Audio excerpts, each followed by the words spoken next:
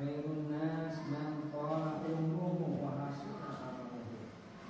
Sebaik-baik manusia ialah orang yang diberi panjang umur wa hasuna amaluhu, dan amalnya juga baik. Wa syarrun nas man qala umruhu wa sa'a amaluhu. Dan sejelek-jeleknya manusia ialah orang yang tambah umur, tambah jelek amalnya. Hadis riwayat Tirmidzi.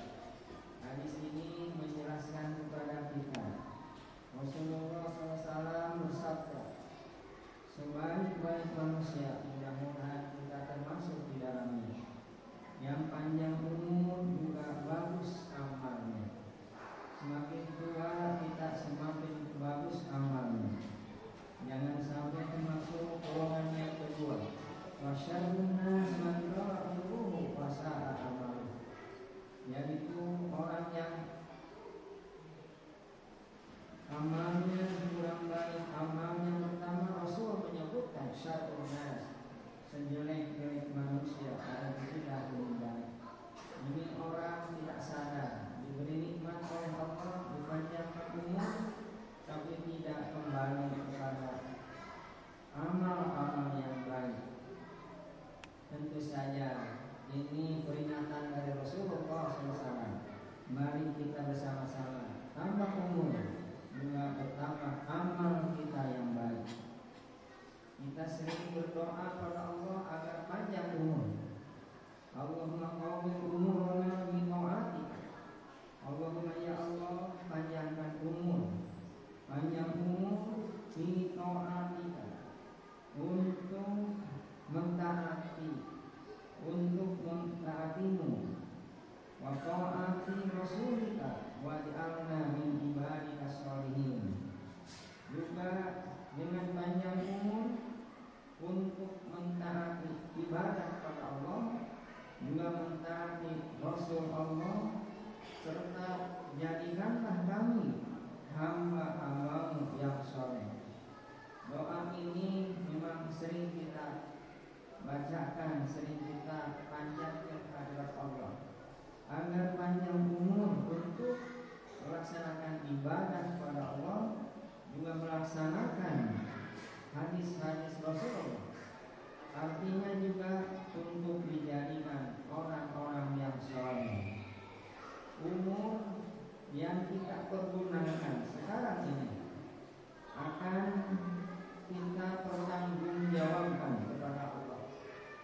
Nantinya untuk apa saja umur dihabiskan, untuk apa lagi umur kita pergunakan, semuanya diminta pertanggungjawab terhadap Allah Subhanahu wa Ta'ala.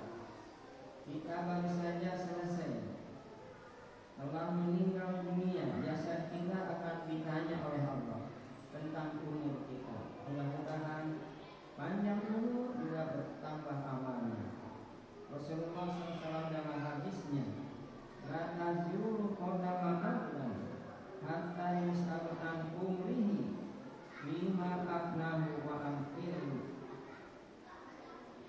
Belum lagi hilang jejak telapak kaki seseorang hamba pada hari kiamat, sehingga kepadanya telah diajukan 4 pertanyaan. 1, masalah umurnya, kemana umur kita dihabiskan, kemana umur kita dimanfaatkan.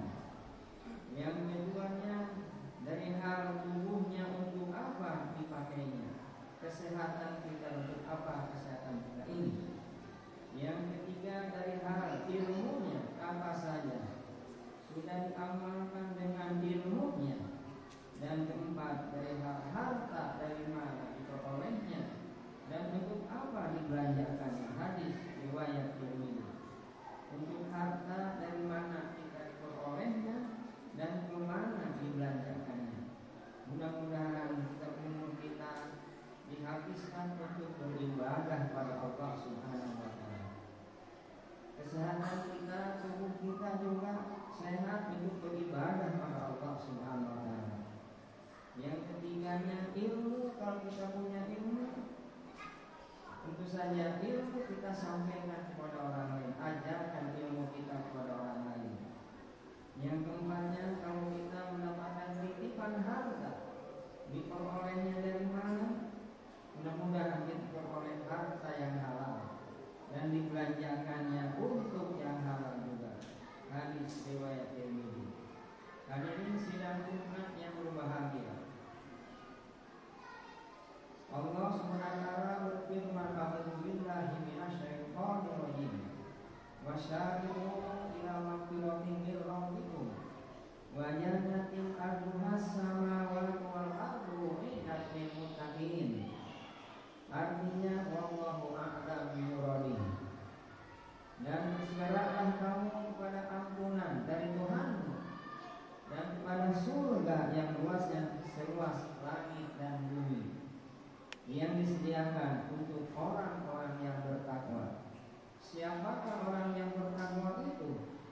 Alladzina yunfiquna fis-sarra'i wad-dharra'i wal kaazimina al-ghaidha wal 'afina 'anil nas wallahu yuhibbul muhsinin. Quran surat Ali Imran 133 sampai 134.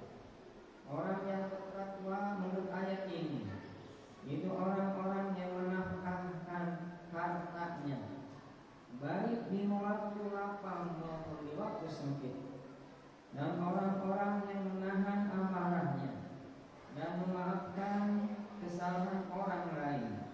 Allah menyukai orang-orang yang berbuat kebaikan. Wallahu yuhibbul muhsinin. Ciri orang yang takwa yang pertama, menafkahkan harta baik di waktu lapang maupun di waktu sempit. Kalau umat Islam ini menafkahkan harta, mudah-mudahan kita umat Islam ini mendapatkan yaitu harta yang banyak atau baitul mal di waktu lapang juga di waktu sempit. Untuk menafkahkan harta, Allah Subhanahu wa taala berfirman dalam Quran surat Al-Baqarah 261, A'udzu billahi minasyaitonir rajim. Masalul ladzina yunfiquna amwalahum fi sabilillah kamasali habatin ambatat sab'a sanabila fi kulli sunbulatin mi'ata habbah. Wallahu yu'ti man yasha'u wallahu wasi'un alim. Perumpamaan orang yang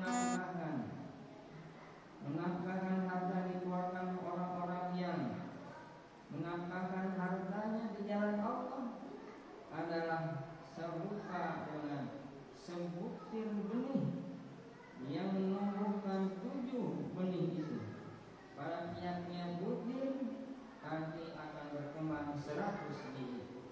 Allah melipatkan ganjarannya bagi siapa yang Allah kehendaki, dan Allah Maha luas karunia-Nya lagi Maha mengetahui. Quran surat Al-Baqarah 261. Ayat ini menjelaskan kepada kita, kalau kita menginfakkan, menafkahkan harta seperti 1 butir, nanti diganti oleh Allah 7 butir. Dari 7 butir ini berkembang jadi 100. Ini cukup besar. Tentu saja mari kita berlomba-lomba untuk menafkahkan harta kita. Yakini bahwa harta kita adalah titipan dari Allah Subhanahu wa taala. Allah Maha mengetahui apa yang kami niatkan. Mudah-mudahan kita mendapatkan rezeki yang banyak juga untuk menafkahkan sebagian hartanya. Amin ya rabbal alamin. Ciri orang yang takwa yang kedua yaitu wal afina anin nas. Ciri yang kedua wal kaazimina al-ghaidha, menahan amarahnya. Menahan amarah ini adalah sifat manusia. Manusia suka menahan amarah. Menahan amarah ini karena kita diberi oleh Allah nafsu. Yang ketiganya memaafkan kesalahan orang lain.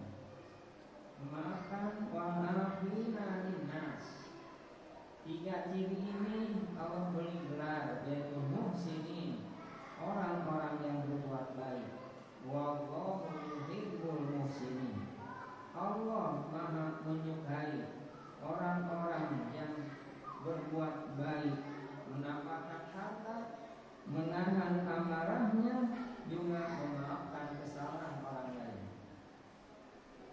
sampaikan beberapa kali, ada dua hal yang harus diingat terus. Yang pertama, kebaikan orang lain kepada kita. Kita mendapatkan kebaikan orang lain kepada kita harus kita ingat terus. Yang kedua, yang harus kita ingat selalu kesalahan kita kepada orang lain. Kalau kita punya kesalahan kita kepada orang lain harus kita ingat terus. Ada dua hal yang harus dilupakan. Yang pertama, kesalahan orang lain kepada kita. Yang keduanya, kebaikan kita kepada orang lain yang harus dilupakan. Itu mudah-mudahan setelah Idul Fitri ini memang Rasulullah SAW mengajarkan kepada kita untuk saling maaf memaafkan. Mudah-mudahan dengan khutbah yang pendek ini, mudah-mudahan khususnya kepada diri khatib, juga kepada sekalian itu sidang Jumat yang berbahagia, mudah-mudahan bermanfaat. Barakallahu